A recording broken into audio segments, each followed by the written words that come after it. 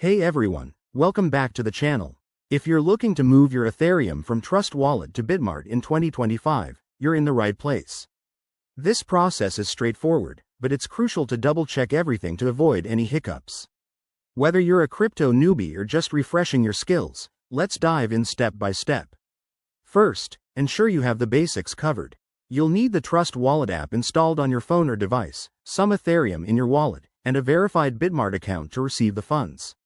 Always use a secure internet connection for these transactions to protect your assets. Step 1. Open your Trust Wallet app and go to the Ethereum section. Here, you'll see your current ETH balance.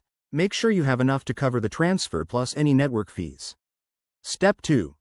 Tap the Send button in Trust Wallet. Before you proceed, you need the recipient's address. Head over to Bitmart, log into your account, and navigate to the wallet or deposit section. Select Ethereum as the cryptocurrency, and copy the unique deposit address provided. Pro tip: double-check that it's the correct network, like Ethereum mainnet, to prevent errors. Step 3. Back in Trust Wallet, paste the Bitmart address into the recipient field. Enter the amount of ETH you want to send, but leave a little extra for gas fees. Review all the details carefully. Wrong addresses can lead to lost funds. Step 4. Once everything looks good, hit the Send button and confirm the transaction on your device. You'll get a prompt to approve it, so go ahead and do that.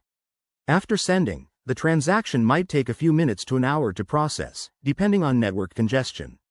You can check the status on a blockchain explorer like Etherscan using the transaction ID. And there you have it. That's how you send Ethereum from Trust Wallet to Bitmart in 2025.